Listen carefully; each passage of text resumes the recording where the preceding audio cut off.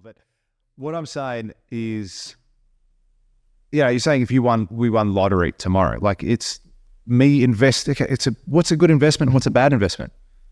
So, you know what I mean? You know what? So people say, why is construction risky? Why? I'm just told, because there's so many elements on it that are. It's not just. But what's the risk?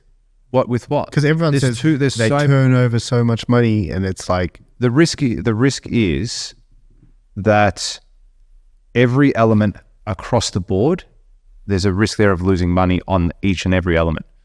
It's not like one thing is foolproof.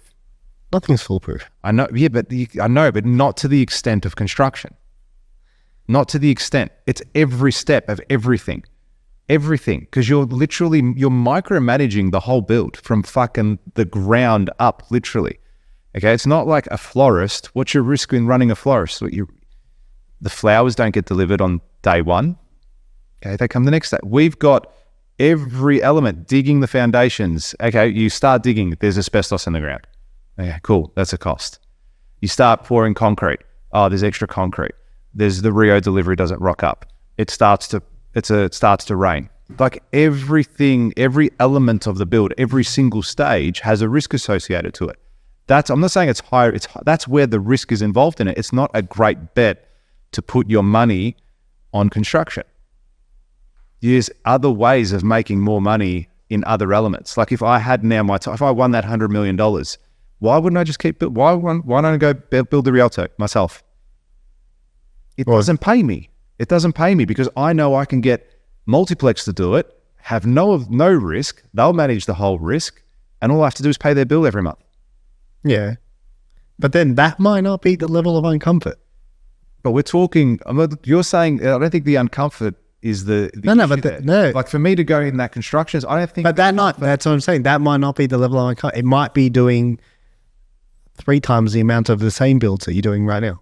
Yeah, potentially. But again, doing a bigger house doesn't make you a better builder. It doesn't necessarily mean you're doing better. Like someone who builds a 10-story building in the city doesn't do more than Metricon. Yeah, that's right. Do you know what I mean? Yeah. So like maybe you're just looking at it wrong. Yeah, the volume. Yeah, you could. And I would do more volume. No issues with it. I would turn over 50 million tomorrow, and I wouldn't be fazed by that. As in, yeah, it's a lot of money, and it would be a challenge. That would be uncomfortable in that regard, turning over, $5, $10. Do you get what I'm saying? Yeah, but even here, say for example, I want to now, and I do. We're actually at that place where I'm getting capped with the level of work I can do, and this is another risk. I have X amount of dollars in insurance. So the government or the Victorian VMIA, Victoria Managed Insurance Authority, gives every builder in the country a set limit as to how much they will be insured for. So one builder's 3 mil, one builder's 20 mil, one builder's 7 mil, 6, 5, whatever it is. So everyone's limited. Okay, so I've got one project that we're going to sign up, hopefully this month, maybe early next, and I'm capped. So that's a risk. I'm now capped with how much money. I've got some other fuckwit telling me how much money I can make this year. What's the risk? The risk is I can't make more money. I can't go out and build. I can't double my turnover. How do I double my turnover now? So that's a risk. Because what's the risk? The risk? Yeah.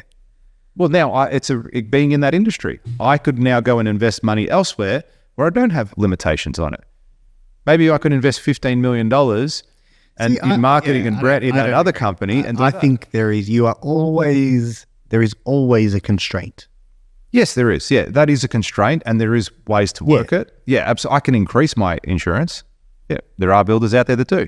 Just time. Yeah, but I think it's just a constraint. I don't think it is. It is. I don't know. I just think it's not that bad. As a non-builder. Yeah, that's exactly right. No, I'm talking about building. I don't know. I just... Look, I think... I feel like you could have a better outlook. All builders. Yeah. Maybe it's a little bit... There is probably a hint of pessimism in my words. I think in my... No. Like, if anything, you're probably way lesser than most in that space. Yeah. Even, dude, it is so bad it rubs off on other people. They'll be like... yeah, man, building is risky. And you're like, what have you built? They're like, nothing. And you're like, yeah. Like, what are you talking about? Yeah. Do you know what I mean? Yeah. And they're like, yeah, builders don't make any money. Every builder I know drives a nice car. So maybe I'm a fool. Maybe you are. Well, you drive a Ranger now. So Hey, maybe you're a builder. trying to become one. Trying to get a job at Pascon. We're hiring. Simon, We're look hiring. out. Look out, Simon. Fucking hell. Look out. Yeah, I don't know. But do you, does the whole uncomfortable thing make sense to you? Oh, it does, without a doubt. Without a doubt. And Because we get comfortable with the same thing. yeah, Then it's like, without a doubt. okay, well, what is the next thing that's going to make me think? Mm-hmm. Because at one point, if you did what you were doing now, you'd be really uncomfortable. Oh, without a doubt. But now you kind of like, yeah, like it still feels like a lot, but I'm kind of, it feels like normal too. Yeah. Yeah, without a doubt. Like as I said, we're going to have our biggest year to date. And where are we with that? Do you measure years by calendar year or financial year? I tend to look at it in my head calendar year. Yeah. Yeah. I think that's how I look at it. So I'll say, yeah, we're booked out for 25. Financial year. Yeah, not so much. Yeah, fair enough. I mean, when I'm looking at the numbers, I do, but I always in my mind, I think, what have we got for this year, for 25, for 24, for 20, and so on and so forth. But next year, I reckon we'll have a full book, which is great. Full book of work. And I want to keep growing. And that's the other thing with employing people now, right?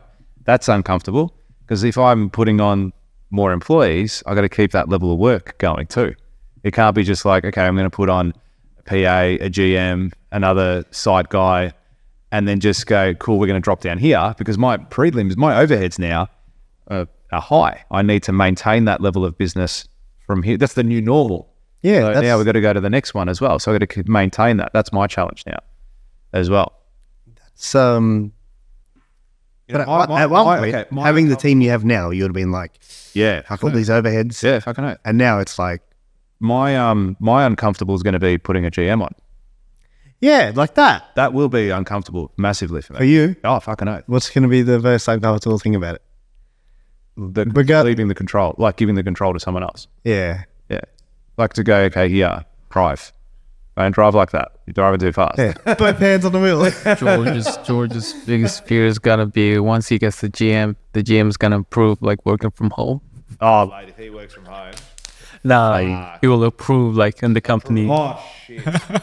If he approves people to work from home once a week, I'll break his legs. What? He'll have to get wheelchair access into the office. Don't you think at some point it has to become less you and have to become its own Yeah, it does. It would. identity? If I'm going to have to, if I ever want to step away, absolutely. See, I would sell my company. No issues. Like, I love it. What do you sell? When you sell a building company, what are you selling? The company, same as any business. What are you selling? Well, just about. It's like, It's the brand. Yeah, the brand would be considerable with that, I would think, if you've invested properly into it and built a strong brand. The reputation and actually delivering the systems IP. that you have in there, the IP, absolutely, the employees, the team, the relationships with architects and other stakeholders. Yeah, so I mean, there's definitely people there that would be interested in buying it for sure. But would I sell it? It wouldn't sell with me sitting at the head of the table, or not as much, I don't think, because anyone that looks at my business will go, "Oh well, George is the business."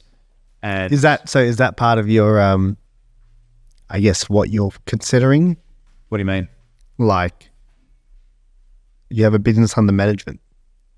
Yeah, that'd be cool. I'm thinking of it from a perspective of time. You know, if I have a GM on that I don't, we're saying you win $100 million, like I wouldn't come to the office every day. Well, I want to do that. Not because don't want to be working. I'll be doing other stuff, but I'll do other business stuff. Just might not mean I'm in the office to do that. Or I was even thinking I'll get an office somewhere else. And move in with my sister-in-law's got an office on Bay Street. Maybe just go have an office in her office. Just sit there and then come here once a week. They would catch up with everyone, see what they're doing, and take it from there. But anyway, don't know. But that'll be my uncomfortable for sure. Handing over the keys to someone else to drive.